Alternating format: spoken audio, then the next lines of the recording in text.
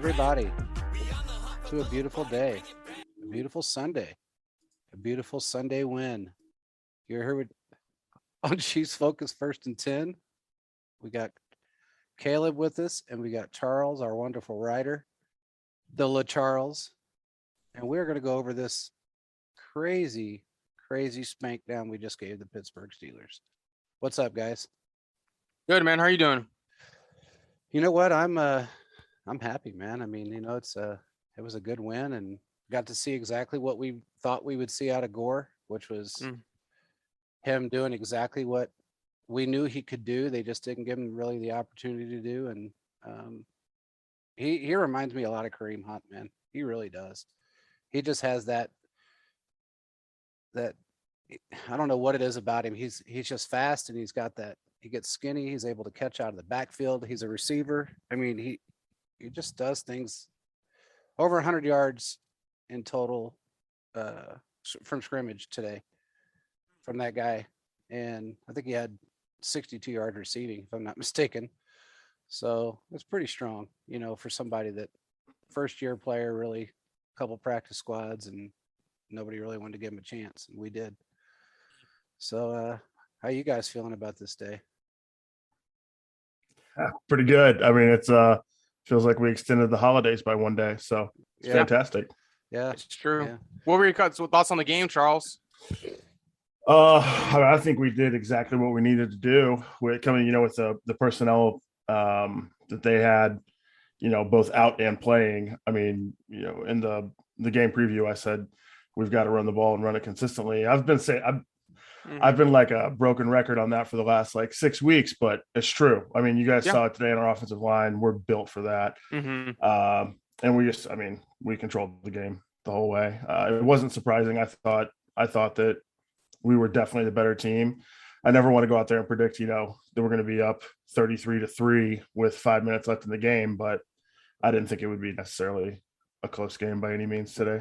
No, I think you nailed on the head. I think it's kind of crazy how the Chiefs just came out there from the word start or the word go and just really dominated on all phases of the ball, offense, defense, special teams. And from what we got to see, it's very nice to see CEH get in the running game. Darrell Williams, and also got to see the emergence of Gore. Now, from what it looks like, CH has a collarbone injury, so it may be broken, it may be fractured, it may be one of those two. So we don't really know what's going to happen. But at least we have a reliable running back in Gore that can help, because we don't know what's going to happen. And to see us have all these running backs is very, very crucial, because they're able to run the ball, push the ball down the field, and be excellent at passing game. An extension of our running game in a way. And I think that's very important to have, because when you do that, you can wear down teams like the Steelers who have a great defense. Like what I said earlier, this game was not going to be easy. But the Chiefs basically came in there and was playing the Steelers like it was on rookie mode, for just being honest. That's what it felt like to me. Well, I got to tell you, after that first drive of the Chiefs, I thought, okay, we do this a lot. We come out and we always have a great first drive, and then it seems to stall a little bit, and then we, pick it back up in the second half. And so I kind of waited a little bit. And when that second drive happened, I thought, okay, I'm looking at this team and I'm looking at how they're playing and the way that offensive line. And by the way, Tony Romo, I don't know what happened. I don't know if he did a lot of drugs between last week and this week, or if he got hit, in the head. But he said something along the lines of Trey Smith just now emerging, just now coming into his own. The offensive line just now coming into their own. Tony, they're a top two offensive line. They've been that way for a while. Trey Smith and Creed Humphrey have been dominant since the day they stepped on the field.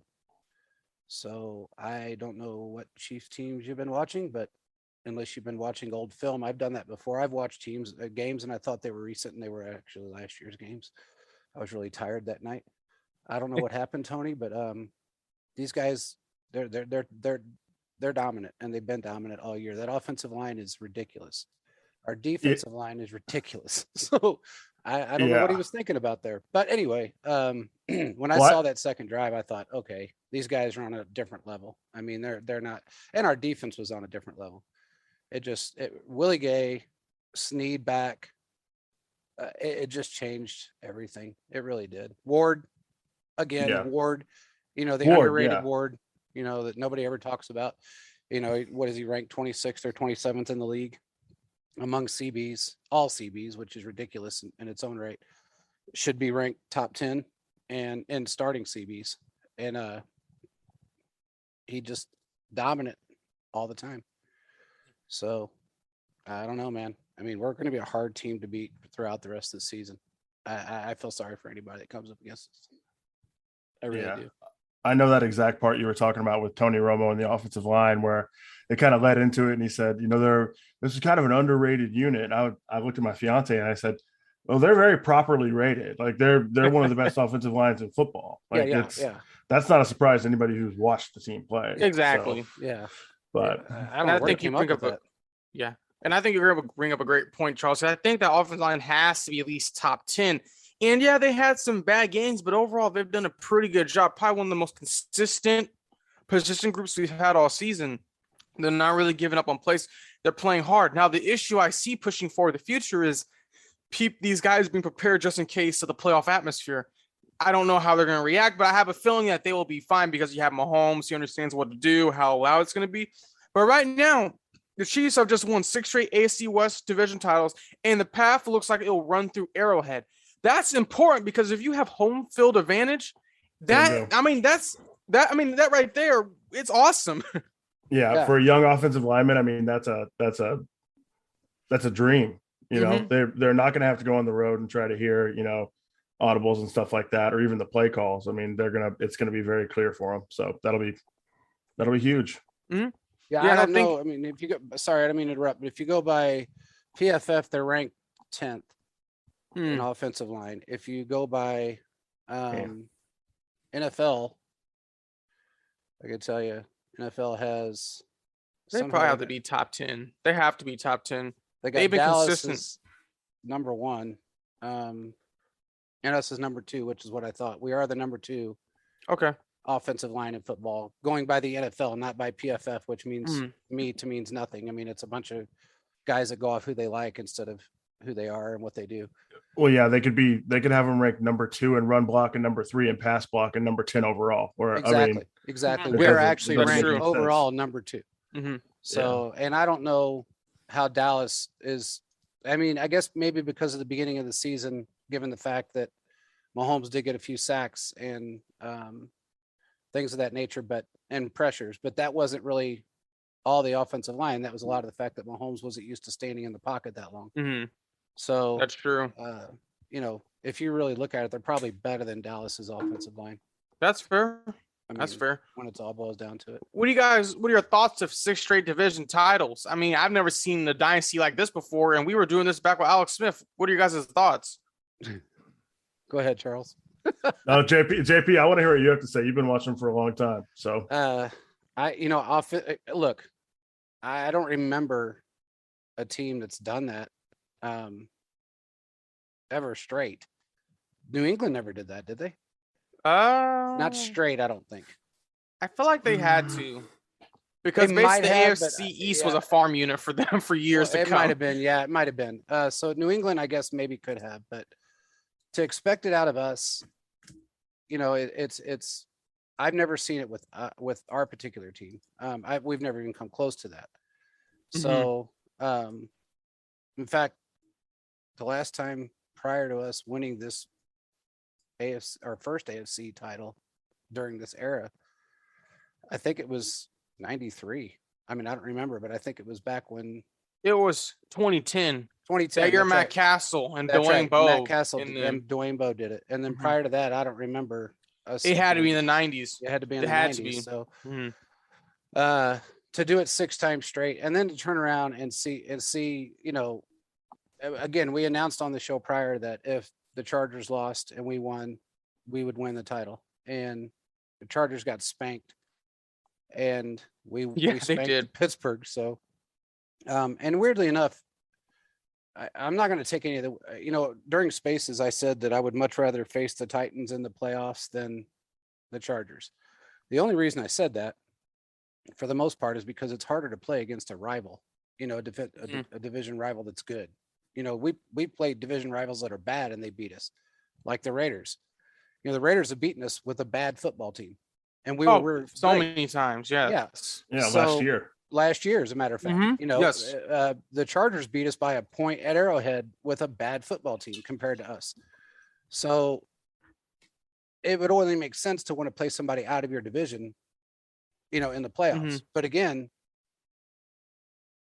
looking at what the Titans did with the completely decimated defensive side of the ball. I mean, everybody's injured. No Derrick Henry, and to sit and do what they did to the Chargers today, I kind of want to play the Chargers again. Well, at this point, I think, and probably Charles, you probably agree with me, but anytime all the teams the Chiefs lost to, we could run it back and beat them. I truly believe that at the end of the day, we can run them back and beat those teams. Oh, I do too. Yeah. What do you think, 100%. Charles? The team in the AFC that scares me the most is the Colts. Because I think the way the Colts, I mean, Jonathan Taylor, it's not a matter of if, it's when. Like, he's going to bust one. Yeah. And their defense is just like, statistically, I was looking at this when they played the Pats a couple of weeks ago. Like, statistically, their defense doesn't jump off the page in any different, points or yards or whatever. They're not, top 3 or 4 or anything like that. But it's just when you watch them play, those guys are such good athletes. Yeah. And they get they're all over the field. Their defensive line is super athletic and long, and they run the ball. I mean, that's playoff football. The only X factor is they have Carson Wentz playing quarterback, which can negate a lot of that. But I think, first of all, I'm going to go back to what I think about the Chiefs. I think if Chris Jones, Willie Gay, and L'Jarius Sneed played against the Chargers, we'd be talking about 4 straight games where we made our opponents look really bad. Yeah, I agree with you. I agree with you, Charles, and Jake probably would double agree with you. Yeah. Yeah, and I think that, the Chargers game was great, and that was good. That was kind of a nostalgic, good old-fashioned, basketball game type win. Yeah. But I think, what we've seen today, what we saw against the Raiders, what we saw against Denver, 3 of the last 4 games, with our defense just almost, going until it's garbage time, pitching shutouts, basically. The offense doing enough in the last 2 games, the offense really kind of catching fire and dangerous. I mean, the Chiefs are the best right now. The Chiefs are the best team in the NFL, and a lot can happen in the last 2 weeks of the season. But I think the Bucs are good. The Packers are really good, but I don't think anybody is as complete as the Chiefs are right now.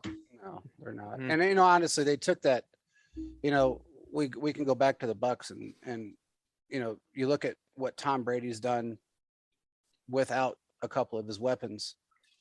He got shut out and couldn't even get him in scoring position for a field goal. So the Chiefs, without a couple of their weapons, scored 36 points. So it kind of gives you an indication of, Mahomes doesn't play around and the team is set. Our depth is there.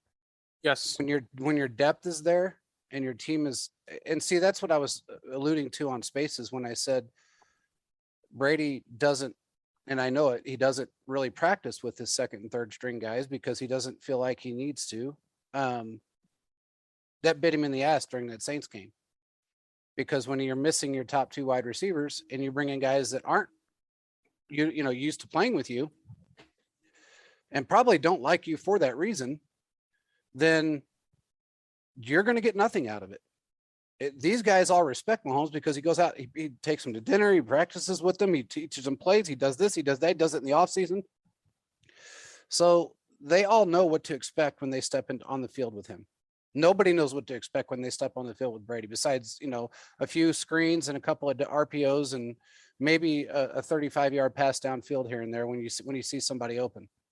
That's what they expect. He's lived off a defense for years. And again,